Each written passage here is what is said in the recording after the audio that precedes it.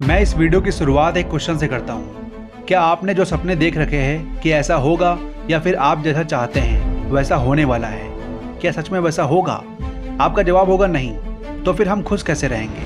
अगर आप सोच रहे हो कि इस वीडियो में मैं कुछ ट्रिक्स बताऊंगा तो आप जाओ कोई कॉमेडी या मूवी देखो जाके। लेकिन अगर आप जानना चाहते हो लॉजिकल और साइंटिफिक तरीके से कि हैप्पीनेस क्या है तो आप इस वीडियो को एंड तक देखें। मैं लास्ट में आपसे एक प्रश्न करूंगा, अगर उसका जवाब आपके पास होगा तो मुबारक हो, आप समझदार हो चुके हो। आज की वीडियो में मैं बताऊंगा कैसे आपको ट्रैप में फंसाया जाता है और क्या करना है, कैसे निकलना है। तो अपने विचारों को शांत करो और वीडियो को देखो। दरअसल लोगों ने, मीडिया ने, मूवी ने और एडवर्टीजमेंट कंपनीज ने हैप्पीनेस को इतना ज़्यादा आइडियलाइज कर दिया है, इतना ज़्यादा डिज़ायरेबल बना दिया है कि हमें लगने लगा है कि अगर हम 24/7 हैप्पी हैं तो ही हम बढ़िया ज़िंदगी जी रहे हैं।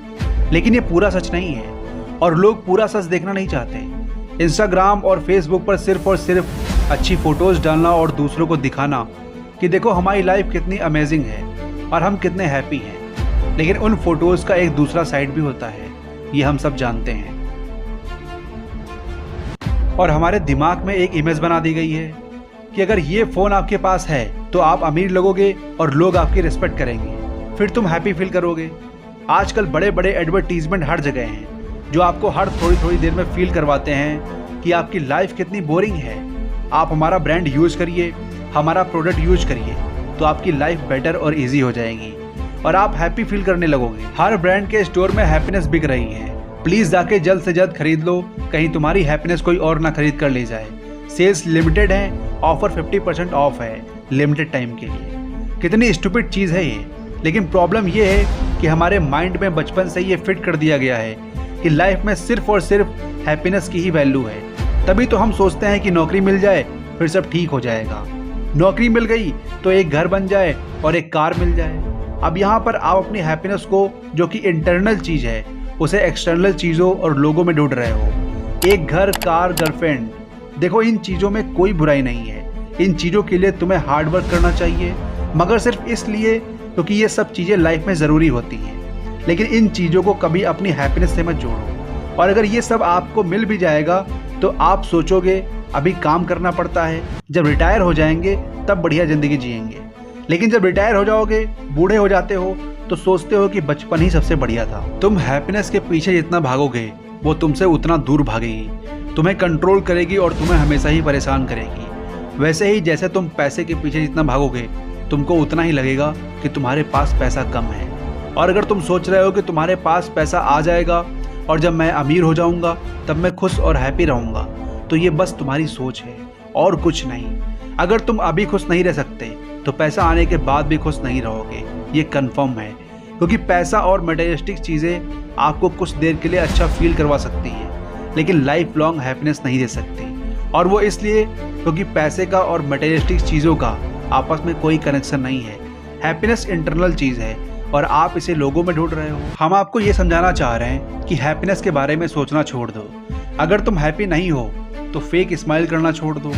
अगर किसी मोमेंट में तुम सैड हो तो अपने आप से पूछो कि क्या है प्रॉब्लम, मैं सैड क्यों हूँ।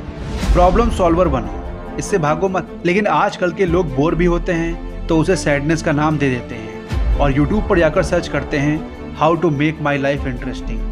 देखो इंटरनेट पर अनलिमिटेड इन्फॉर्मेशन अवेलेबल है, लेकिन इसका मतलब ये नहीं है कि तुम अपनी लाइफ की प्रॉब्लम्स को खुद सॉल्व ना करो। अब कुछ लोगों का रूटीन हो गया है पूरे दिन भर जॉब करके या कॉलेज से आके रोज़ रात को यूट्यूब खोलना और कॉमेडी देखना या फ़नी वीडियोस देखना, फ़ोन पर गेम्स खेलना या फिर बिना रीज़न के सोशल मीडिया को स्क्रॉल करना या फिर अपनी लाइफ को दूसरे की लाइफ से कंपेयर करना। अब इसे सुनकर कुछ लोग बोलेंगे हम कॉमेडी वीडियोज़ या फ़नी वीडियोज़ इसलिए देखते हैं ताकि हम दिन भर जब मेहनत करके अपनी जॉब या कॉलेज से वापस आते हैं, जो कि हमें बिल्कुल भी पसंद नहीं है, उसे भूलकर हम अपना टाइम पास करने के लिए ये वीडियोस देखते हैं। अब क्या हम हंसना भी छोड़ दें? तो भाई अगर जॉब करना पसंद नहीं है तो ये वीडियोस देखकर तो अपनी रियलिटी से मत भागो। ऐसा हो सकता है कि ये वीडियोस आपको कुछ देर के लिए खुश कर सकती हैं, आपका माइंड फ्रेश कर सकती हैं, लेकिन कभी सोचा है कि लॉन्ग टर्म में ये वीडियोस तुम्हारी लाइफ कैसे बेटर करने वाली हैं? तो सैडनेस, बोरियत, पेन से भागो मत। अगर तुम्हें जॉब करना पसंद नहीं है तो तुम जितना टाइम फालतू की वीडियोस में वेस्ट करते हो उतना टाइम तुम न्यू बिजनेस आइडिया पर लगा सकते हो। जो कि तुम्हारी लाइफ बेटर करेगा, जो कि तुम्हारी ये सैडनेस और स्ट्रगल वाली प्रॉब्लम है उसे सॉल्व करेगा। लेकिन यहाँ पर ये सोचकर कुछ स्टार्ट मत करना कि अगर मैं ये अचीव कर लूँगा तो सारी प्रॉब्लम सॉल्व हो जाएगी और मैं हैप्पी रहूँगा। देखो, प्रॉब्लम लाइफ में हमेशा रहेगी। इस दुनिया में हर चीज़ की अपनी एक इम्पॉर्टेंस है और हमारी लाइफ में हर एक इमोशंस का होना ज़रूरी है। जितना हैप्पीनेस ज़रूरी है उतना ही सैडनेस भी। अच्छा, एक बात बताओ, अगर दुनिया में सैडनेस नहीं होती तो क्या हैप्पीनेस की वैल्यू होती? या फिर लाइफ में स्ट्रगल नहीं होता तो क्या सक्सेस की वैल्यू होती? अपने हैप्पीनेस की डिज़ायर को बहुत बड़ा मत बनाओ। जब आप हैप्पी होते हो तो उस मोमेंट को एंजॉय करो, खुश रहो। लेकिन जब सैड और बोर होते हो तो खुद से कहो कि यार ये भी एक इमोशंस है, कुछ टाइम तक रहेगा फिर चला जाएगा। हैप्पीनेस एक इमोशंस है जो आएगा और जाएगा लेकिन परमानेंट नहीं रहेगा।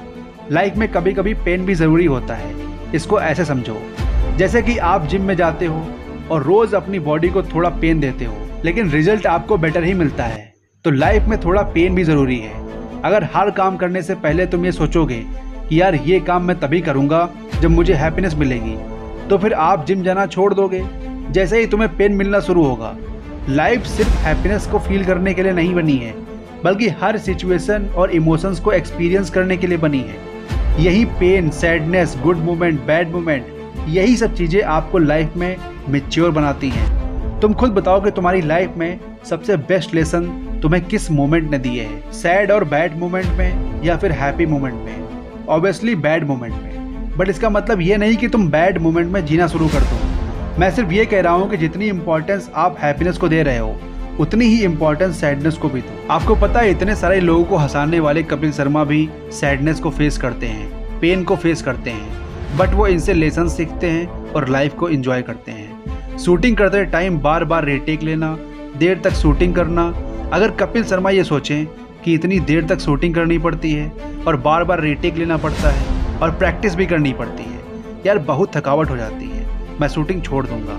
अगर कपिल शर्मा ये सोचता तो कभी आज इतना सक्सेस नहीं हो पाता। लेकिन अफसोस, आप सबको इन चीज़ों से मतलब नहीं है। आपको सब कुछ इंस्टेंट चाहिए, इंस्टेंट हैप्पीनेस, इंस्टेंट सक्सेस। तो आजकल के लोग हैप्पीनेस को पाने के लिए कुछ भी करने लगते हैं बिना ये सोचे कि वो चीज़ उन्हें क्या रिजल्ट देगी। देखो, जब आप घंटों मोबाइल चलाते हो, गेम खेलते हो, तो आपके माइंड में एंडोर्फिन, डोपामाइन, सेरोटोनिन जैसे केमिकल रिलीज होते हैं जो हैप्पी हार्मोन्स होते हैं। अगर ये हार्मोन्स ज़्यादा मात्रा में निकलने लगे तो ये आपका एडिक्शन बन जाता है। हमेशा याद रखो, हैप्पीनेस एक इमोशंस है और इमोशंस की तरह, और तुम्हें हैप्पी होने के लिए किसी पे डिपेंड नहीं रहना चाहिए और ना ही किसी की बातों से दुखी होना चाहिए। बस नॉर्मल रहो, अपनी लाइफ की प्रॉब्लम खुद सॉल्व करो। तो ये वीडियो आपको कैसी लगी कमेंट सेक्शन में ज़रूर बताना। मिलते हैं नेक्स्ट वीडियो में। जय हिंद।